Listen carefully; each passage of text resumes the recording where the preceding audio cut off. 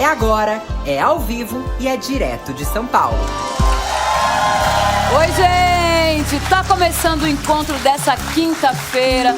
Muito bom dia pra você que está nos acompanhando de todas as partes desse nosso Brasil. Bom dia, plateia querida! Tá aqui cheia dessa boa energia. Bom dia pra você de casa. Bom dia, minha amiga. Bom dia, Val. Muito bom dia pra você de casa. Plateia, obrigada pela companhia. E nós estamos prontas aqui para levar diversão e informação para sua manhã nesta quinta-feira. Aliás, a gente começa o programa de hoje com uma notícia muito preocupante. O Brasil registrou 66 crianças e adolescentes desaparecidos por dia no ano passado. São quase 24 mil jovens menores de 18 anos. É um número muito alto e esse levantamento foi feito pelo G1 com dados do Ministério da Justiça. A gente olha para um número desse e é de arrepiar quando a gente pensa na dor de cada uma dessas famílias, né? Esses últimos dias a gente tem acompanhado um caso bem emblemático dos irmãos Agatha e Isabelle, de 6 anos, e do Alan Michael, de 4 anos, de Bacabal, no Maranhão. Nós já falamos deles aqui, as crianças estão sendo procuradas há 26 dias. A gente vai chamar a repórter Regina Souza, que está acompanhando as buscas. Ela tem informações atualizadas para a gente. Oi, Regina, bom dia para você. Qual é o foco da força-tarefa nesse momento para localizar as crianças? Oi, Valéria, bom dia a você, a Thalita e a todos que nos acompanham aqui no encontro. Essa investigação sobre o paradeiro dos irmãos Alan Michael, de 4 anos, e Agatha Isabelle, de 6, chega hoje ao 26º dia sem nenhuma resposta concreta, apesar de todo o trabalho de equipes que foi envolvido nessas buscas, né? Toda a expertise, as forças de segurança da população, mas não chegou a lugar nenhum. A Secretaria de Segurança do Estado do Maranhão disse que o foco agora são as investigações e as informações de inteligência. Isso nos leva a crer que eles trabalham de maneira forte com a possibilidade de rápido ou sequestro. Mas também informou que a principal linha de investigação é de que essas crianças estejam desaparecidas na mata. Assim como a gente já falou, houve uma varredura intensa durante essas 3 semanas, entrando agora na 4ª semana. Então, assim, varredura intensa tanto na mata, nos lagos e rios, e não houve uma resposta. A última pista que a polícia teve concreta e que divulgou sobre a presença dessas crianças em algum espaço, algum ambiente, foi há 2 semanas sobre a questão de que o primo deles, né, o Anderson Cauã, de 8 anos, que também estava desaparecido e foi encontrado 3 dias depois, disse que o último local que ele passou com os primos foi uma cabana abandonada que ele chamou de casa caída. Ele teria deixado essas crianças próximo a essa cabana, ao pé de uma árvore, né, à sombra de uma árvore, e seguiu em frente. A polícia colocou cães farejadores nessas áreas e todos os rastreios desses cães levam a um único ponto, que é a beira do rio, a margem do rio Mearim. Só que a Marinha fez um trabalho muito grande de rastreamento cruzado, de varredura cruzada, no leito desse rio, numa área de 19 quilômetros, e também não encontrou nada. Na semana passada, na quinta-feira passada, 8 dias, teve uma coletiva e o capitão dos portos disse que se essas crianças tivessem caído no rio, tivessem morrido afogadas, os corpos teriam boiado. Em algum ponto desse rio, esses corpos seriam encontrados. Então, isso aí nos leva a descartar a possibilidade delas terem morrido afogadas.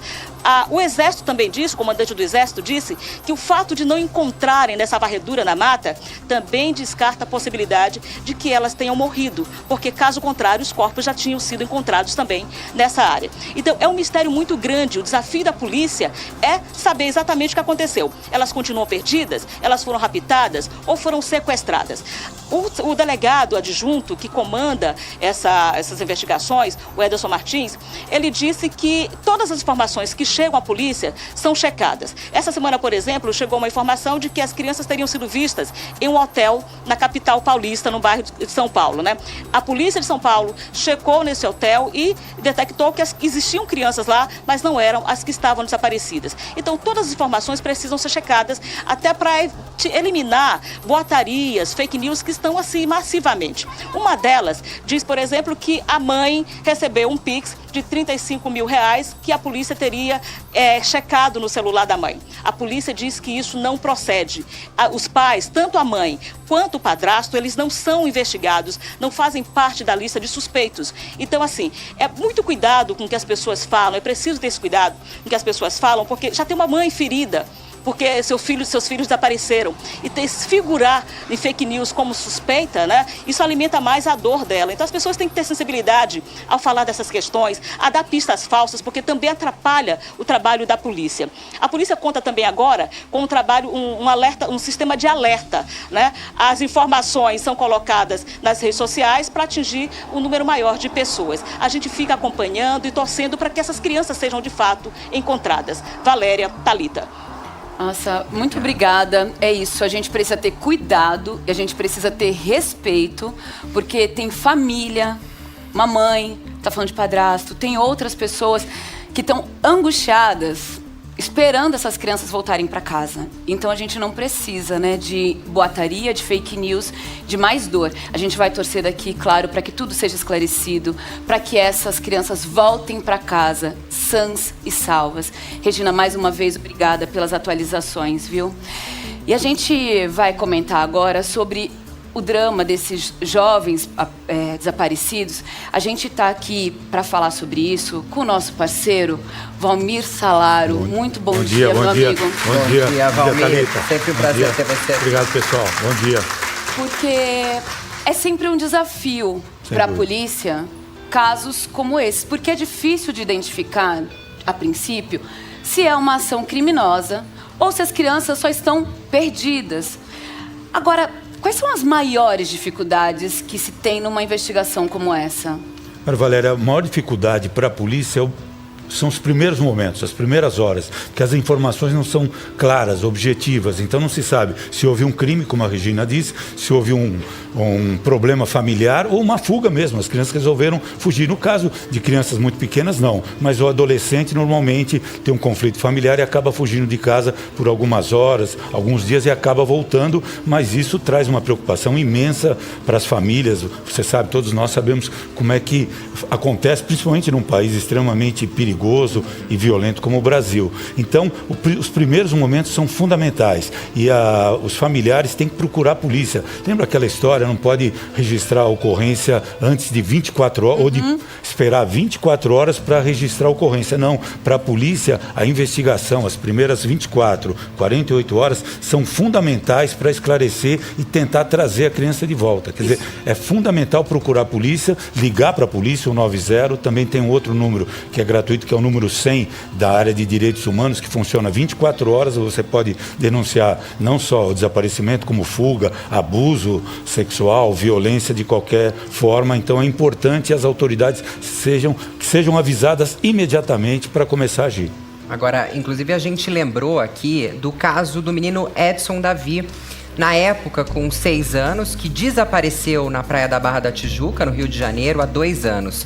Ele estava jogando bola com outros meninos perto da barraca onde o pai dele trabalha e aí, de repente, não foi mais visto. Foram dias e dias nas buscas, inclusive no mar, mas até hoje sem respostas. A polícia do Rio de Janeiro diz que continua com as investigações. Várias testemunhas foram ouvidas, relataram que ele chegou a entrar no mar e que nenhuma câmera mostra o menino saindo da praia. E aí a família acredita que ele pode ter sido sequestrado. Valmir, o crime de sequestro é um motivo frequente por trás dos desaparecimentos dessas crianças e jovens adolescentes? Olha, Thalita, para a polícia não. O maior motivo, principalmente se for adolescente ou ainda muito jovem, é a questão da fuga. Então foge por um problema familiar, ou um abuso, ou uma violência dentro de casa.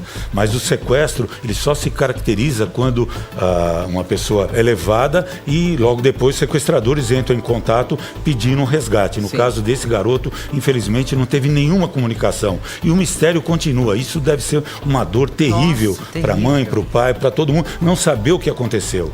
E é um lugar, as praias do Rio de Janeiro são muito vigiadas por câmeras e não tem uma imagem concreta dizendo se ele entrou no mar e saiu, ou se ele saiu da praia, atravessou a rua, ou foi levado por alguém. Quer dizer, é um grande mistério. absurdo. E como esse, outros que acontecem no país todo. Claro, a gente tem esse que ficou muito popular, mas a gente está falando de 2 anos, Valmir. Quais são os entraves para investigar? Não existe uma comunicação, uma integração das polícias? Não Porque existe. se a criança é retirada de um estado e levada para o outro, Não existe. existe? Não existe essa integração que a gente sonhava. Por exemplo, só uma questão, você pode tirar um RG diferente em 27 estados. Quer dizer, onde você quiser, você tira um novo RG. Se for um sequestro, esse garoto pode, supondo que ele possa ter sido sequestrado, pode levar ele para um outro estado com um certificado de nascimento, uma certidão de nascimento falsa. Pode levar para tirar um novo RG com um nome diferente. Então esse menino pode estar vivo em qualquer lugar do país. Não existe uma integração entre as polícias, os conselhos tutelares e também a questão da saúde, né? Os postos de saúde, para saber se tem alguma informação ou não. Então o Brasil tem muita carência nessa questão de investigação, principalmente em relação a desaparecidos. É um número enorme, 66 crianças desaparecem por dia. E cadê essas crianças? Quer dizer, cadê o trabalho da polícia integrado, uma união para tentar resolver? Porque a gente vive num país onde todos os números de violência são são enormes, né? E, mais uma vez, um crime como esse que choca todos nós. E por isso que a gente está falando aqui, né, Valmir, e mostrando até para tentar ajudar, né? Sim, sem dúvida, um alerta. Nessas buscas, é um alerta para a população. Agora, algumas dicas práticas podem ajudar as famílias a evitar um desaparecimento de criança ou adolescente. E a gente separou aqui no telão para vocês, vamos dar uma olhada. Identifique a criança ao sair de casa. Pode ser uma pulseira, uma etiqueta na roupa, no sapato, ou até mesmo um esparadrapo escrito a caneta, com nome, os telefones de contato dos pais. Ensine também o seu filho nome completo, endereço e telefones de contato dos pais. E também o telefone de emergência, como o Valmir acabou de falar aqui, 190. Isso, claro, vale para as crianças maiores, né? Agora, faça também a carteira de identidade do seu filho, que pode ser tirada desde o nascimento. Sim, a partir do... porque você tendo a identificação, você vai na delegacia, a polícia já tem a foto da criança, fundamental, outros detalhes, por exemplo, a roupa que a criança estava, todos os detalhes a polícia precisa saber e a família não pode esconder. Houve uma briga e a família não falou para a polícia. Não, ele resolveu fugir, houve violência dentro de casa. Então, a família tem que ser transparente com a polícia para ela ter um caminho para começar a investigar. Manter esse documento atualizado. Sem dúvida. Né, que a gente tira quando é bebê, aí fica guardando ali porque acha bonita a foto. Mas aí depois não ajuda. Guarda de lembrança, mas tira um novo. Agora, tem outras ações práticas que também podem ajudar. Então, marque um ponto de encontro. Eu vou pedir uma ajuda, porque eu estou com o microfone que está falhando. Minha amiga, você pode seguir para mim, por favor? Claro. Então, olha, gente, marque ponto de encontro em locais de grande circulação, como um show, praia, jogo de futebol, por exemplo. Marque sempre um ponto de encontro no caso de se perderem. Supervisão constante. E aí também espere sempre a criança ou adolescente entrar no local do destino, por exemplo, na escola, nas festas, casa de amigos, né, Val? Assim, tem que esperar e ficar de olho sempre, né? E isso mesmo quando a criança te disser, porque eu já vivi isso, não precisa, eu já sou grande. Então, e é importante dizer também que a gente está trazendo essas informações para evitar que se a criança se perder, ela não consiga voltar para casa, né? Então, um outro adulto vai conseguir ajudar. Mas a gente sabe que tem outros casos, outros problemas envolvidos nisso, então a gente fica aqui sempre na torcida para que essas crianças, esses números que a gente está falando aqui, voltem para casa, porque não são só números, são pessoas, são crianças e adolescentes desaparecidos e são famílias que estão sofrendo. Se você tiver alguma informação, então, por favor, ligue para 190, passe informação verdadeira para orientar a polícia. E aqui o que a gente pode fazer, né? Se a família, Valmir, der conta do desaparecimento de uma criança ou de um adolescente, né? Porque a gente consultou especialista do programa SOS Crianças Desaparecidas, da Fundação para a Infância e Adolescência, e olha só quais são as orientações. Bom dia, Valéria, Thalita e Valmir. Caso ocorra o desaparecimento, seja temporário ou enigmático, procurar sempre uma delegacia mais próxima para que se faça o registro de ocorrência policial, tirando daquela subcultura de esperar 24 horas, 48 horas. Isso aí foi filmes americanos. O Brasil já adota o registro imediato. Mas a gente quer chamar a atenção do responsável legal nesse momento. Conduza sempre uma criança com segurança, segurando pelas mãos, conscientizando ela que ela não deve aceitar bala, dinheiro de estranho e sempre sendo guardiã mesmo. Precisa entender, se ela estiver na praia, ela tem que conduzir até a beirada do mar. Se ela, na realidade, estiver em grande aglomeração, sempre segurar pelas mãos. E sempre entender, caso ocorra um desaparecimento temporário ou enigmático, sempre pedir ajuda, um policial militar, um guarda municipal. Obrigada pelas informações, Luiz Henrique. A gente, de fato, espera que tudo isso ajude as famílias, né? Agora,